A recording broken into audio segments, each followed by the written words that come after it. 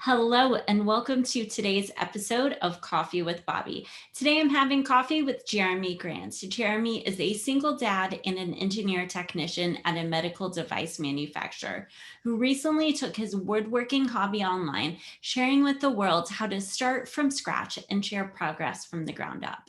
He is passionate about starting and completing home renovation projects and is happy knowing that other people are inspired by his ideas and projects. Jeremy, thank you so much for joining us today. How are you doing today? Oh, I'm doing pretty great. Thanks for having me here. Awesome. Tell us a little bit more about what's new in your world lately. Well, lately, since it's mostly been me dealing with a lot of the intricacies of being on TikTok and learning about the whole creative medium as a whole, adjusting my life to figuring out how much time I actually want to or can devote to all this, being a single parent.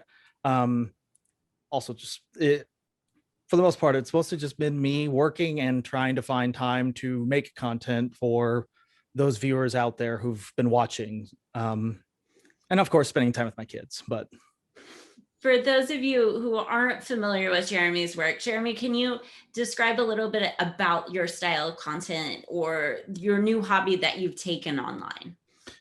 Sure.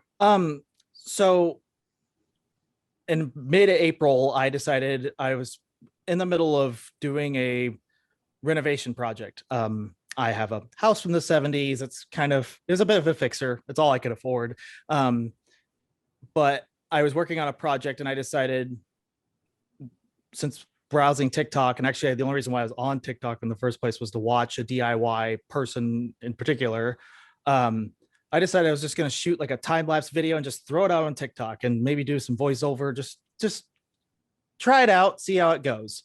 And within uploading that video, I think was the 15th of April, by the 17th of April, I had hit 10,000 subscribers 10,000 subscribers and over 100,000 views, which allowed me to move into the TikTok creator fund.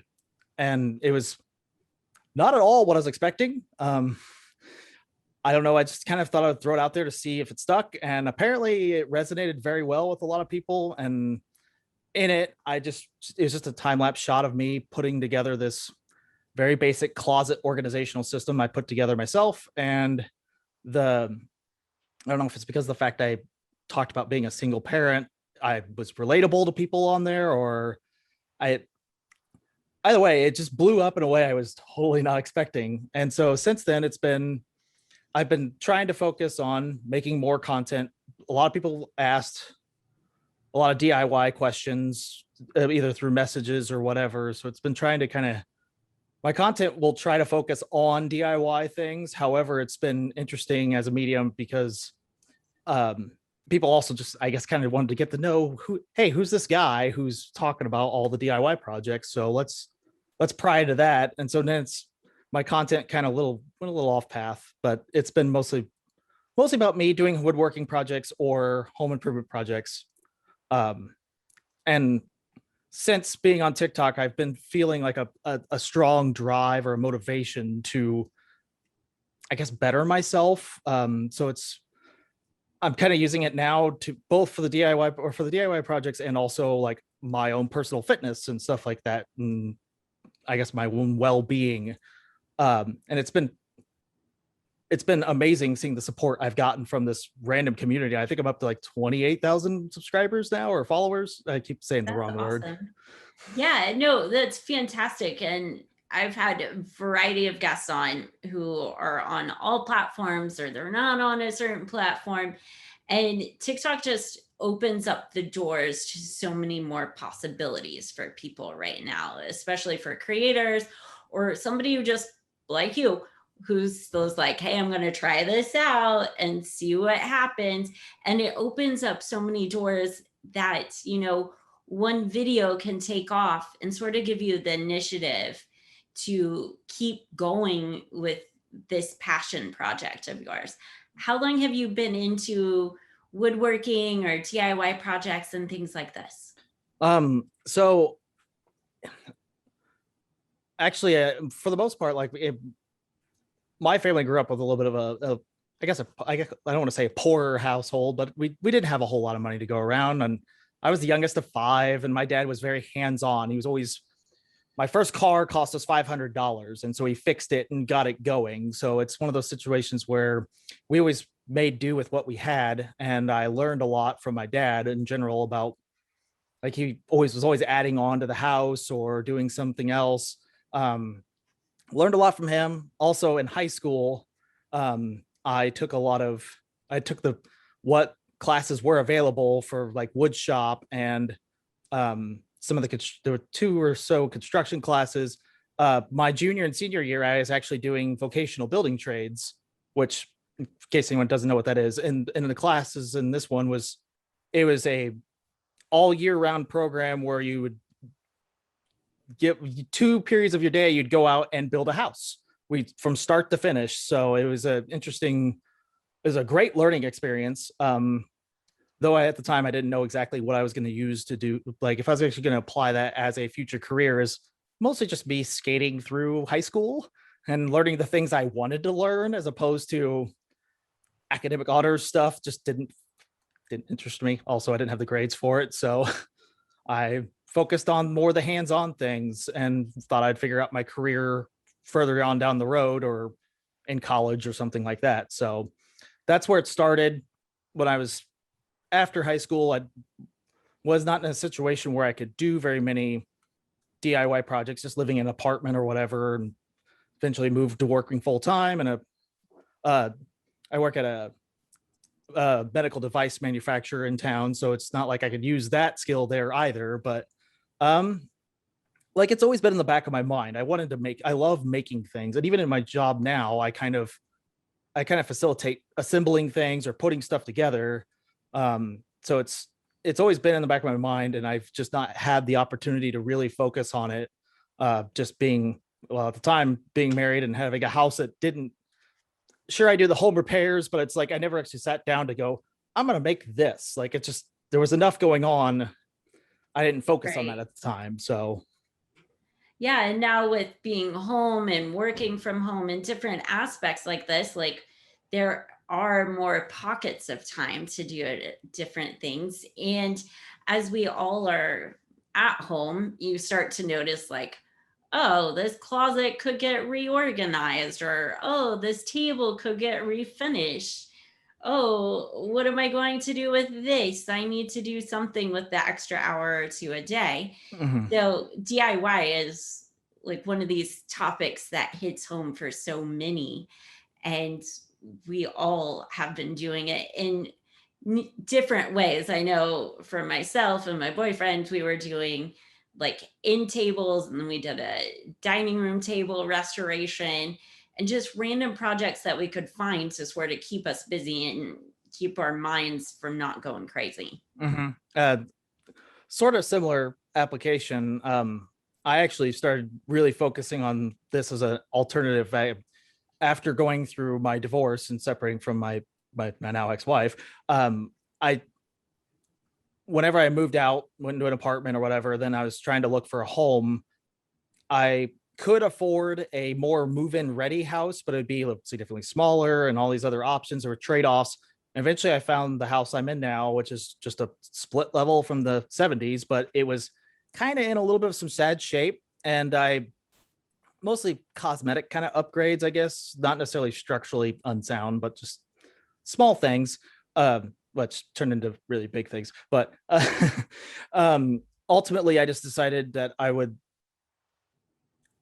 like, I kind of picked this house specifically because the fact I was trying to, I guess, distract myself from I guess the emotional weight of the divorce and everything, in order to, because especially like split custody with the kids, rather than being with the kids all the time, then I have these free gaps of time, and it's like I need a distraction for these things. That's kind of what started it. Definitely when COVID hit and the pandemic hit, even though I wasn't forced to go, like, my job was one where I had to keep going to the office. I only got sent home for a couple months. So Okay. I was still working on site all the time, but there were still those times where it's like, well, not doing anything and the kids aren't here, so I better find something to do. And so then I start little by little. It started with, I think it was just something simple, like I wanted a stand for my record player and I built my own. I mean, I take that back. When I bought the house, day one, my dad and I came in here and tore up all the floorboards and tore out all the doors, replaced all the doors, replaced all new flooring throughout the whole house, just did some updates and stuff like that. That I don't know, maybe kind of, I don't feel like we're super technical. My dad actually took care of the bathroom that needed to be remodeled at that point, and I kind of wish I'd had more time to work with that, because now I have a second bathroom I'm going to have to try to kind of figure out on my own. Well, my dad could still help me out, but I'd like to be able to figure out on my own.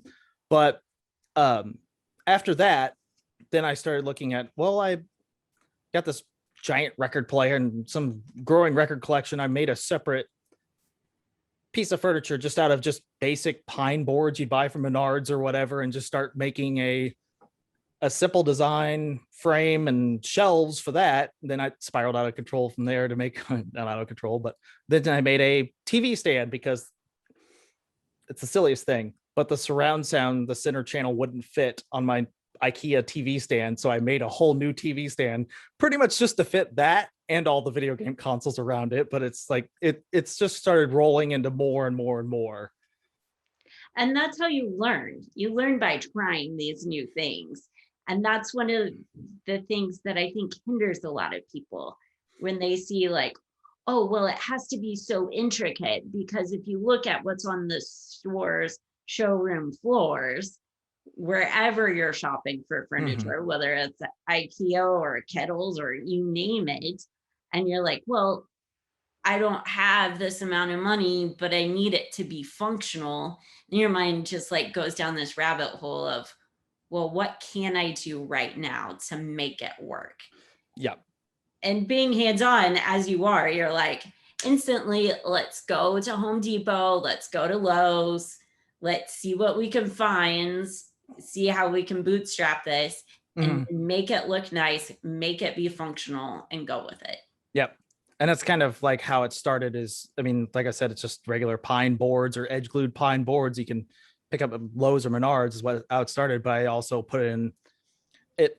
I mean, IKEA, the majority of the stuff is either pine or particle board, or, well, I always the cardboard kind of stuff is kind of fascinating to me, but you know, beside the point, if they ever have anything that's normal wood, normally it's pine. So it's like, well, IKEA can make this look, mass produce it and make it look, you know, still kind of stylish. But so I'm like, well, why can't I just use pine for, I don't need to buy all walnut or all oak in order to make a TV stand. I can do it out of this. And I mean, I love the way my TV stand looks, and I get the most compliments about that when I show it off. So it's like, well, I guess this works this way. And and same thing, like you're saying, like though I actually have it full of junk, I still like the idea of a more modern, like a almost minimalist kind of design. Like I didn't put a bunch of effort into, you know, carving all sorts of weird swirls on it or whatever, a decorative thing. It was just, no, it's functional, but it also looks nice. So it's kind of where the majority of my carpentry, I guess, or furniture making has gone, is more function over looks, but it's still, I still put the effort in, so it still looks nice. So. And that's the key. Do you enjoy more doing like the furniture end of it? Or do you enjoy more like the hands-on household projects, like bathroom remodels, the flooring that you were telling us about, closets, things like that? I've also since remodeled my entire kitchen. However, cost of remodeling kitchen, you know, it could end up getting like 3, 4, or 5,000 or more. Like I didn't even replace the appliances. This is just cabinets and everything else.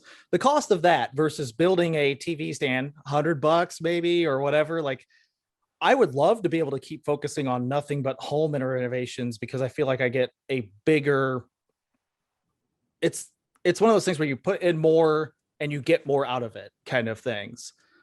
And unfortunately, just on my single dad income, like I don't have a whole lot of the money side to put into the bigger projects, but I love both equally. I just don't, I got to prioritize the resources available.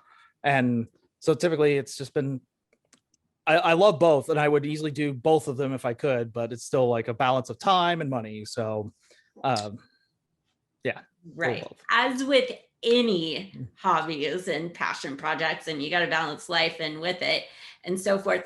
But I can honestly see from your experience, and especially with home building and DIY projects and so forth, that, you know, this can easily transition for you into somebody watching this show or watching your TikToks or seeing you repost stuff on Facebook and being like, hey, Jeremy lives close to me. How can I hire him for a weekend to do a project? Or how can I enlist him to do something else for me, you know?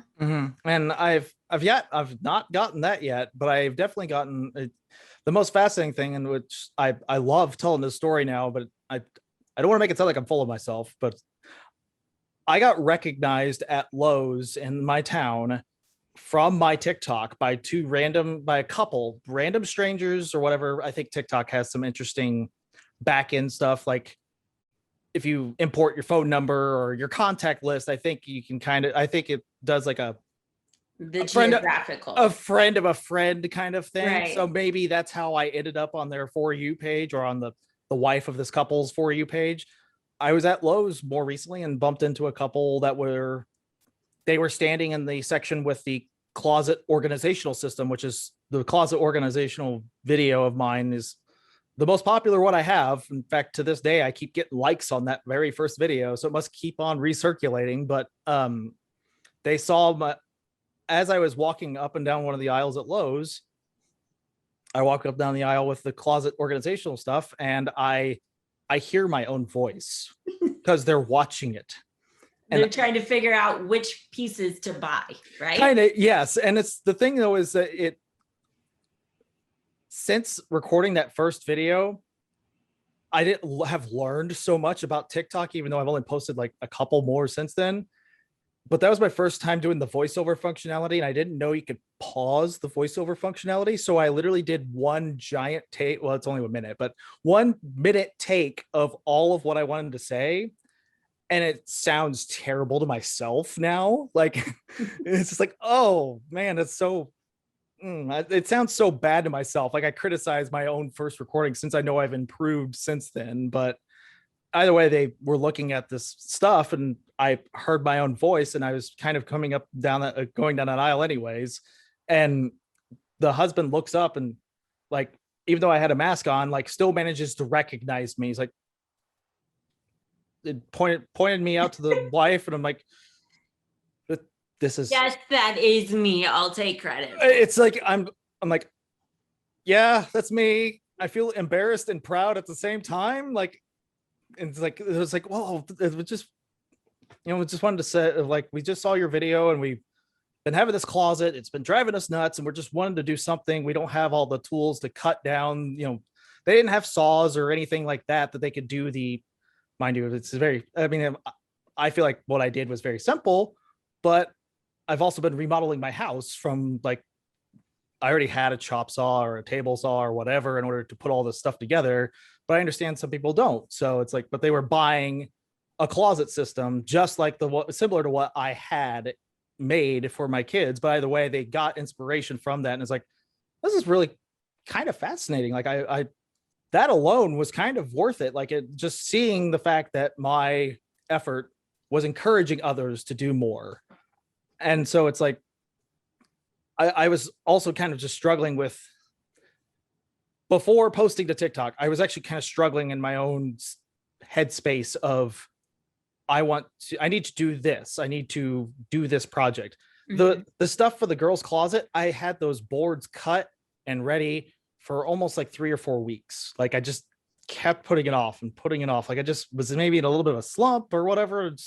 Finally just said, no, I'm going to do this. Also, I'll take some pictures or put some video, record some time lapse and just install it, see what happens. Like, it gave me the motivation to even try to do it in the first place, or finish up that project at least. But ever since hearing that, it's also been giving me the drive, like, try to think of, what else can I do? What else can I make? What else can I show? And though I have some background experience, a lot of stuff I still do, even the stuff I learned in building trades is, I mean, I learned that stuff when I was like 17 or 18. I've had alcohol and I've slept since then. So it's right. It's almost majority of it's mostly gone. I even if I somewhat remember it, I still I feel like anyone can actually do what I do. I literally do Google every time and try to find, here's how you do it. There's a bunch of DIY guides out there. At some point, I might actually try to work on a website and try to type up, here's what I did, and also maybe just like, here's my guide to you if that helps you, to put that information out there of, this is what I did and I learned it from these other places or whatever. So but yeah, the motivation of the fact that I've been motivating so many other people has just been, is encouraging me to do more as well. It's kind of, we're feeding off each other's positive energy. Like I'm encouraging them and they're encouraging me to keep going. So And I know that feeling when you're motivating somebody, like it just empowers you. It like the comments I get make my day. And it's like, your video was really inspiring today, or this really resonated and I really needed that. And you're like, what I'm doing matters. And when you recognize that as a person, whatever you are doing, whether it's DIY home projects, whether it's going to business, whether you're staying at home with kids or a teacher, you name it, just having that extra like nudge of like, you're in the right field. You're doing something that matters. And thank you for sharing it. yeah. And that's Like it literally makes my day. Like doing these shows makes my day. I'm on a like an elevated high of for days on end of I met somebody new or I'm chatting with somebody, and just hearing the stories honestly yep. makes my day too. Yeah. And it's also kind of fascinating because for those viewers, Bobbi and I went to high school together. I don't think we talked at all in high school. I think Yeah, I I was, honestly don't remember you. that's not surprising. I mean, I was in the vocational wing. You were kind of more the honors kind of kid, I think, but Yeah, I was in the smart academic side. two different sides and like 350 some odd kids, but still just never actually had I knew of you, but I never talked to you or for any reason whatsoever. But yeah, just yeah. And it's interesting how our worlds collide on Facebook. So Correct. Yep. there it is. There it is. Yeah, it's kind of interesting how that all plays out. But yeah. And now you're here on my show, which is amazing. Yes, I'm the first one I'm the first one from our class. Yay. Exactly. So yeah, you never know how things are going to work out. And an idea just popped into my head, Jeremy. Like, take it, run with it if you want. But people always have questions when we do DIY projects. And honestly, you could have like a consultant line or something where it's like, oh, I need help with this, or they send you a message on Instagram DM, or they have a question and it's like $50 or something, PayPal donation. Yep. And like things like that. Like honestly, I don't know how many projects that my parents have done or like I've started and I'm like, I don't know where to go from here. I need to call somebody, or I'm like searching on YouTube for the answers, what type of polystyrene I should use and different things. Yeah. I've definitely looked at ideas of trying to expand this, especially if I can make it a more of a side hustle or more of a or even just a career at some point. I don't know, but I do like the stability I have at work, and this health insurance kind of helps and everything. But but it's still one of those things. Like I would like to make it, if I can make a little money off of it, that'd be great, and also help for. It'll just pretty much circle back around and kind of keep funding more projects and more things. But yeah, I've definitely looked at. I didn't think about the consultant thing, but I might have to adapt that. But I was definitely thinking of trying to find other ways of either other platforms or something like that in order to implement or help that offset that cost, the cost part into the bigger project thing. So Right. I know, as well as being like small business owner and like venturing out on your own and freelance life and different things. It all goes back into the business at the very beginning. And when you have that sound advice like right now and you're like, it's going back into it, that's when you know you're doing it out of passion and out of love for it. yeah. And you just keep on creating and creating, and then it just all adds up. Yep. That's kind of what I was at some point. I hope that I could get to that path of at least just being able to fuel back into it. But there's also the other side of my TikTok more recently is like, I don't have a whole lot of projects or a whole lot of free income to continue doing more projects. So I'm like trying to find something, but at the same time, it's like, well, people keep asking more about me. I might as well fill up this time with it's been bad actually. Some of them were dad jokes. I'm just like, nope, that didn't do so well. Let's just pull that out of there. I found it funny. No one else is finding funny. Let's just remove this video. Let's just kick it to the curb. But that's the thing. You got to try all sorts of things, try different content. People want to know the face behind it. Sure, they can see a project being done, but they also want to know who's doing it. And that's the thing is like one of the first Q&A questions I got it a lot was, and it's one of those things that a little bit too personal, was like, why are you a single dad? It's like, okay, I've got this question so many times. I feel like I'm going to have to just address this now and just get it over with. But yeah, the other things just like, I've been trying out different things, and like the next set of videos that have actually gotten a lot of views have been more of me in my, I guess, workout regiment to kind of try to improve, just get in a little bit better shape or whatever. And also try to kind of combine of like DIY and DIY gym kind of thing. Like I did a pull-up bar in my basement or a chin-up bar, and just like that video has also taken off in a different direction as well. But it's like, it's interesting what sticks and what doesn't. But at least for the time being, TikTok keeps throwing a little bit of spare change at me. I might as well just try to make something and see what sticks and learn from it. And if it's more DIY, then at least I'm buying myself the time to save up money to start doing more DIY projects after trying out all these other things.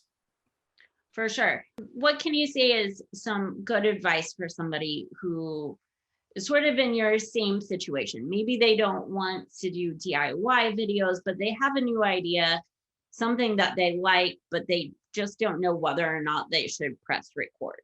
What was that motivation for you to say, I'm going to set up this camera today and press record?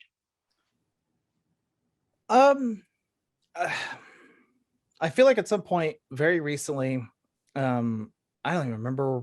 I wish I could say exactly where or what he was on, but it was a previous recording of Kevin Smith, the guy behind the Jay and Silent Bob and those movies and stuff, Clerks.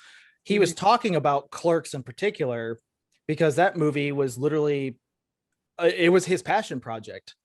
I want to say he either took out a loan on his own house or credit cards or something and went out and just bought the video camera. Now, that was a very big risk because it was a very expensive camera, but he bought the camera and just shot it.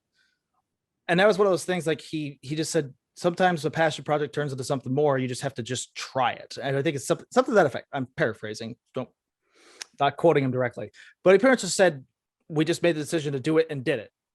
And that's kind of, I mean, I already had a cell phone and already had a decent camera on it. So I propped it up. Like, I think it was literally propped up on a Gatorade bottle the whole time. Like, I didn't even have a tripod or anything. I just found a way to hold this thing up this way. So the new TikTok was vertically oriented and not horizontal. So it's to set that thing up and just start recording while I was just doing what I was going to do anyways. And it's one of those things you just have to try it. If it doesn't pan out, then it doesn't pan out. At least you tried. So I feel like there's a Michael Scott quote that goes around. I just can't remember that right now either, but it's so key. Like, you don't have to overthink it. Like, if it's in your mind to do it, like, I've shot photography, I've shot different projects. Like, this works. Like, having a device, having a smartphone, whatever you have, like, I think Chase Jarvis, he is a big commercial photographer and is also the CEO of Creative Live. And it is a platform for creatives where you literally can watch videos from about anything and everything on Adobe to you name it. But his main thing is like, don't buy new gear. Like, start off learning and using what you have. And you never know what you're going to take and what's going to stick. And today, like, iPhones and Samsungs and Androids and you name it, they have amazing cameras on it. Like you don't need some high state of the art video equipment to get started. Like if you have the idea, just start. Yep. And that's ultimately what it was. It just, at some point, I was like, because the fact I was on TikTok and there was a woman out in Hawaii who does like a whole bunch of woodworking stuff on there and does similar DIY kind of things. I was like, I could try this out. And so I just put it together. I just shot it and I put, like I said earlier, like the voiceover was recorded all at one take. That was probably take like 80. Like it took a lot of tries to get everything. And then when I got it done, I still had like a 15-second gap at the end. It's like, oh, I'll just let it play out. Like I just didn't know what to do. It was like, well, I at least got everything out of my mouth, at least in the minute span. But it's just one of those situations. Like I, with that video, I wanted to try it. I just set it up and recorded. And then I put, as obviously that part is kind of just recording what I'm doing anyways. But with the voiceover thing, I kept trying until I felt at least satisfied with what I was willing to put out there. Like the very first recording was just awful. It was like, there's no way I could send that out. But rather than sit there and just sit it out and let it, who knows, maybe with the voiceover on that first one, it would have not taken off as quickly. But I just kept recording again. It's just more of a time investment to make sure that what I'm putting out there may not be high dollar, super production value, but at least it was something I was happy with. So, and that's what I had to, it's kind of just what I did. Just tried it and put all the effort I could into it. And I love it. Luckily it stuck. Yes, and it did stick. And now it's given you this new confidence to like continuously show up Mm-hmm. and show up for this community that has been built, of people who want to see new renovation projects or what you're doing on fitness and everyday life. How has that sort of helped or affected your mental health and allocating time and so forth? The allocating time thing is one I'm still working on. It's my iPhone. So I have iPhone and it loves to give you that weekly update of here's how much screen time you did with that first week. It's like your screen time increased by 190%. It's like thanks iPhone. I didn't want to see that, but the time thing is something I'm still trying to figure that part out. That's something on the fly. And I mean, again, being a single parent and also trying to balance household household cleanup after the kids, let alone projects.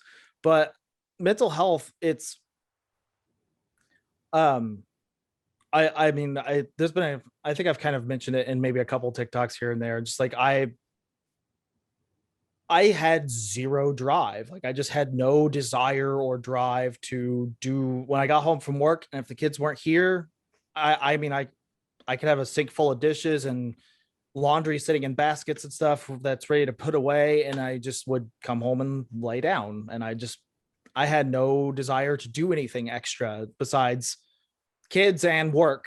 But I feel like just the fact that I'm on the fact that it's the fact that I'm kind of sharing more of my life has given me more of a drive to improve it, to get it going. And it's definitely affected my mental state because the fact I feel like I guess it's been giving me a drive and a distraction or whatever to kind of,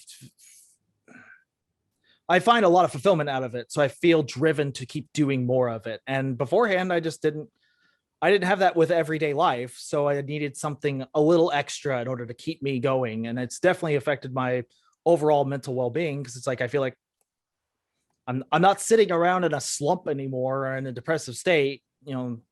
People can tell you all day long, especially if you suffer from depression, go out and jog or whatever. But getting your motivation to go and do that when you're depressed it's hard to do.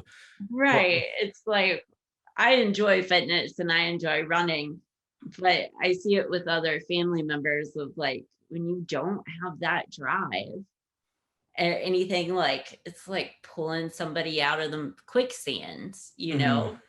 Um, but it's finding, have you felt that it's getting you back into finding what you love to do, like with the DIY projects, with the house projects, has also helped that as well. For sure. And I mean, that's the other thing too, is like by the time the kitchen was done, the remodel on that, I felt even burned out on doing home improvement projects, even though I know I love doing them. But it's like, I mean, the kitchen took me about 6 months or so to finally get from start to finish. And I love the end result. And especially since like but it definitely has given me the drive to do more in my own interest, like in my own hobby and my own whatever. Like um, it definitely has increased my drive to do that as well. Even I feel like even if I didn't have such an immediate following, I feel like I would have still been like, well, why not keep trying it? Why not keep throwing this out there? Like it still made me feel like the few friends that found it immediately were like, oh wow, you did a really good job. Like that alone made me feel like doing more. But then it took off. It was like, oh, it's a little bit of like my brain thought, well, crap, now I'm stuck doing this. And also, yay, I get to do more of this. Like it was like a mixed bag immediately, but at the same time, it's Right. like, you know what? This is what I needed. This is what I needed in order to keep going. And also since then, like I talked about the I've started jogging again and I'm weightlifting with my friends and stuff, just trying to get healthier. And I feel like that was even a struggle for me before the video came out. So it's definitely been pushing me in a overall more positive direction. I'm still trying to keep my head a little grounded because I've been getting a lot of flattering comments. I'm trying not to let those go to my brain so much, but I mean, it's a great thing. Like I getting ready for a speaking engagement this week, and the whole aspect of it is on change and the way our brain fears different things, and the fears the new and the novel. But it's some of these catalysts that we don't even realize, whether it's an outside catalyst or an outside force or an inner drive for ourselves. Like the first thing for you was, that inner drive to even post the video. And then the outside catalyst that spurred it even further was it got promoted with the TikTok algorithm, and thousands of people have seen it. It's just one of these changes that propels you to that next level, and you've got to continue to run with it. for sure. And it's definitely that outside. The inside one was kind of already keeping me going anyway. It definitely made me want to do it, but the outside in particular was like, wow, this is awesome. I really want to do. I really want to do it. It's also like, crap. I wish I had a better financial state so I could keep doing more of them or whatever. But I feel like that's in an essence all of us. yeah, Like everybody at different points in life. I mean, whether you're well off or whether you're not, or like sometimes we don't all have that extra cash, yeah, the extra change, and we're always trying to figure out new ways of doing things, whether it's clearance shopping, whether it's bootstrapping a project, a DIY project, or things like that. And one of my joys is I love to look at like clearance finds, especially at the grocery store and like Kroger's and things like that, and seeing what's new and different out there. And I have found like so many different like pockets of jackpot things. Like for instance, over the holidays, it was finding instant yeast, like gourmet brands, down to 10 cents from being $10 a pound. And it was just because they needed to get rid of it. And now it's gotten me into this new mode of, well, let's try to be creative and bake bread. And let's bake all sorts of different breads and different things like that on the side, just to keep my mind going or doing something different. And, that's the same thing with DIY projects and things like that, is like, okay, now how can we do this on like extreme budgeting? yeah. Actually, as one of your previous recordings I listened to, oh, I can't remember his name. Someone the third. I don't remember his name, but he was Oh, Quint, yes, probably. Yeah. yes. Go figure. I went to the one with the woodworker kind of person, Yeah. right? But and his whole business was based off of fallen trees. Like he would take the fallen trees off other people's properties and then repurpose them for art or art and furniture, or whatever you want to describe it. But like hearing that kind of also made me think about, so in my basement level of my house, it had water damage at some point, and there's sections of the 2x4 wood studs that are just gone by termite damage or water damage or both. But there's other portions of the basement where there's 2x4s in the wall that are in good shape, but they need to go anyways because I'm rearranging or redesigning that basement area. And while listening to that, the idea popped in my brain. I was like, well, those 2x4s are still wood. They're still good. I just pull the nails out, like you see people doing like taking apart a pallet on YouTube or whatever, and taking all the nails out and repurposing it. So I just thought, well, like all my furnitures are made by 2x2s and 1x2s or whatever. They're really small boards. I've got a table saw and I got the stuff to kind of repurpose it. So I that was the thought that popped in my brain. I was like, well, I already have some lumber downstairs that I need to get rid of one way or the other. Instead of pitching it or whatever, I can repurpose it, maybe make furniture out of the, all of it may not be salvageable, but at least I can try that for the time being as, like you said, an extreme DIY kind of thing, like extremely budget DIY project. It's just like that gave me that motivation to try it. Maybe I'll try that out this weekend or whatever. Exactly. Like use what you have and try to repurpose it. And it's beyond funny to me. And coming from the Midwest, you'll understand. So I'm currently in Houston, Texas, right at the moment. And I went out for a run. And it's the standing joke that every time I go for a run or in the neighborhood, I always find somebody's trash to pick up, because there's literally these neighborhoods that I've been running in. There's couches, there's end tables. I picked up a rocking chair last year that I got bored and I needed to do something creative, and I was tired of doing art. And I was like, okay, well, I found a rocking chair. I'm going to re-sand it and paint it and see what happens and see if it sells. And it did. Yesterday, I went out for a run and I found an end table. And I'm like taking a photo of it, paused during my run, texted my boyfriend. And I was like, look what I found today. Like, you want to come meet me here? We can go together and load this up in the car. And like, I saw so much, and people are like, Bobbi, you're dumpster diving out here. And I'm like, that's the thing. Like, you can repurpose it. If you don't want to do that, get on Facebook Marketplace. People are giving away materials right now, or it's super cheap. So just take a look. Yeah. And there's definitely been times where it's been, and people asked, like, especially with the remodel of my kitchen, like people were asking, well, why don't you donate those cabinets to the Restore or whatever, the Habitat for Humanity Restore or something. Unfortunately, with my old kitchen, that they wouldn't. I called them, they wouldn't accept it. But it's also one of those things, like, it's old 1970s MDF, it's shedding, almost not reusable. Right. But there's definitely been times where I've been going through a neighborhood and there's a dumpster out in front, and I see them toss out like kitchen cabinets that are newer and in decent shape.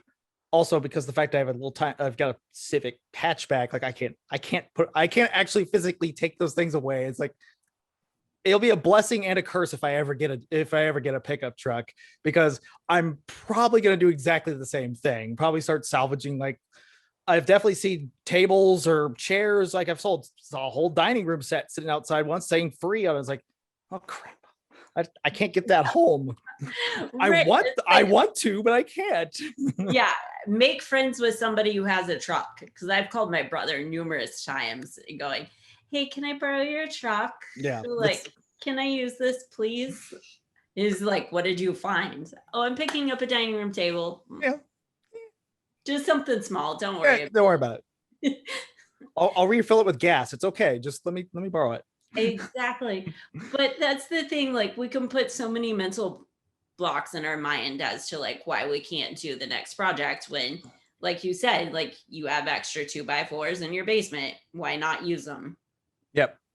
And it's I guess it's probably more of a, maybe it might be like something about our society of, as consumers or whatever, we just think, oh, we got to go and get the new thing to do another new thing. It's like, well, repurpose. at some point I've definitely been getting some motivation from other videos of something similar with someone picking up a dining room set from like a thrift store for $20 and sanding it and staining it and painting it and reselling it for $150 or something like that. It's like, oh, I never thought of that. I mean, Well, I mean, that's what we did. yeah. Like, we found a large, seated up to 12, solid, sturdy, solid wood dining room table with leaves. Needed some SOS help and a little TLC. And like, we spent 3 weeks like sanding it all down, sanding all the pieces, staining it the color we wanted, and then resold it. Yep. And like, you can find these pieces anywhere. For sure. Yeah, for sure. Especially not another, what is it? One man's trash is another man's treasure. Similar thing. Just repurpose it. It's better than it going into a giant trash pile to rot away and not be used. So, I mean, it's the same thing now with the rise in popularity of like thrift store finds. Yeah. And the clothing resales and different things like that, from Poshmark to Instagram has a bunch of different online resale accounts and so forth. It's actually kind of funny. My cousin up in Minnesota actually, while scrolling through Facebook one day, it just pops up just this guy. It's a news story on like NBC Money about this guy in Minnesota who goes to Walmart and goes to the clearance section and buys stuff and resells it on Amazon, and is now a self-made millionaire by doing this. Is like, oh crap, that's my cousin.